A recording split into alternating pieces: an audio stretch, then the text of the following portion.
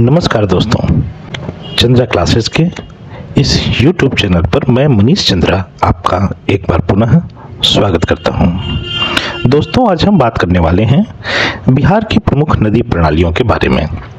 यह विषय न केवल भौगोलिक दृष्टि से बल्कि ऐतिहासिक, सांस्कृतिक और आर्थिक दृष्टि से भी अत्यंत महत्वपूर्ण है। तो चलिए शुरू करते हैं बिहार की नदियों की कहानी, जो सदियों से यहाँ की सभ्यता की धारा बनकर बह रही हैं।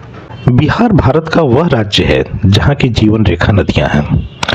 राज्य की अधिकांश भूमि गंगा और उसकी सहायक नदियों के जल से सिंचित होती है। गंगा नदी लगभग 425 किलोमीटर तक बिहार से होकर गुजरती है। गंगा न सिर्फ बिहार की नदी प्रणाली की धुरी है, बल्कि यह बिहार को दो भागों में बांटती भी है, उत्तर बिहार और दक्षिण बिहार। गंगा के उत्तर की नदियां, या यूं कह लें कि उत्तर बिहार की नदियां नेपाल के पहाड़ी क्षेत्रों से निकलती हैं, जबकि दक्षिण बिहार की नदियों का उद्गम स्थल छोटा नागपुर पठार और अमरकंटक की पहाड़ियां हैं। उत्तर बिहार की नदी प्रणाली को अगर हम देखें तो हम पाते हैं कि उत्तर बिहार की भूमि पूरी तरह से जल समृद्ध क्षेत्र है। यहाँ की प्रमुख नदियाँ हैं गंडक, कोसी, बागमती, कमला, बलान और महानंदा। इन सभी नदियों का उद्गम नेपाल की हिमालयी पहाड़ियों में होता है। ये नदियाँ बाढ़, जल भराव और उपजाऊ मिट्टी तीनों लेकर आती हैं। गंडक नदी का उद्गम नेपाल के धौलागिरी पर्वत से होता है। यह पश्चिमी चंपारण, गोपालगंज, मुजफ्फरपुर और सारण जिलों से होकर बहती है। गंडक नदी सोनपुर में गंगा से मिल जाती है। गंडक नदी को नारायणी नदी के नाम से भी जाना जाता है। कोसी को बिहार का शोक कहा जाता है।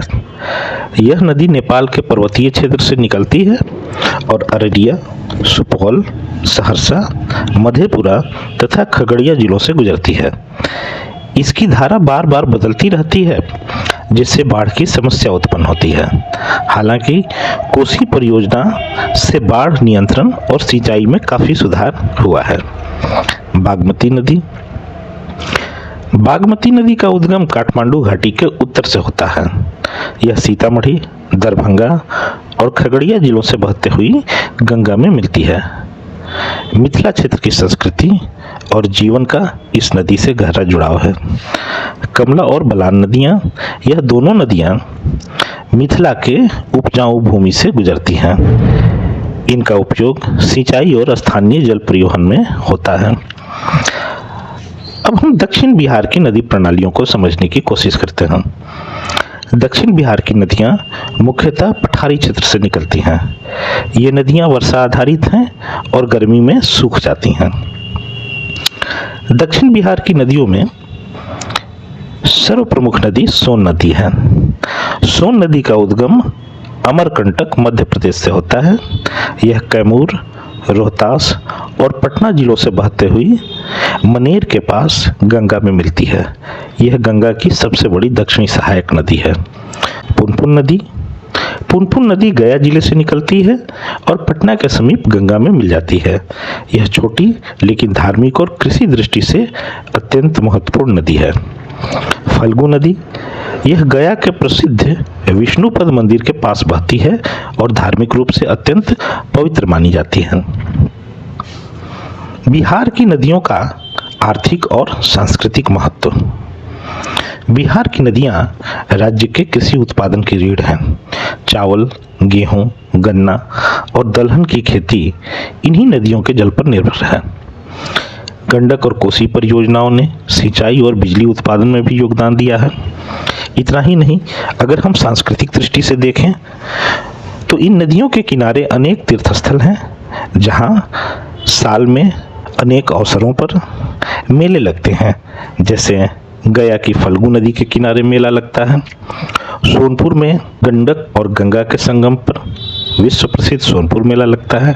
इसी तरह सिमरिया घाट पर भी मेला लगता है।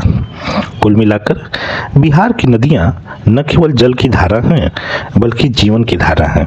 ये हमारी सभ्यता, कृषि और संस्कृति की वाहक हैं।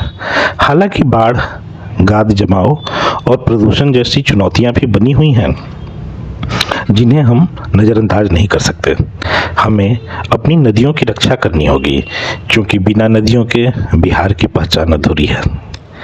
अगर आपको हमारा यह वीडियो जानकारीपूर्ण लगा हो तो इसे लाइक करें, शेयर करें और चंद्रा क्लासेज को सब्सक्राइब करना न भूलें। धन्यवाद।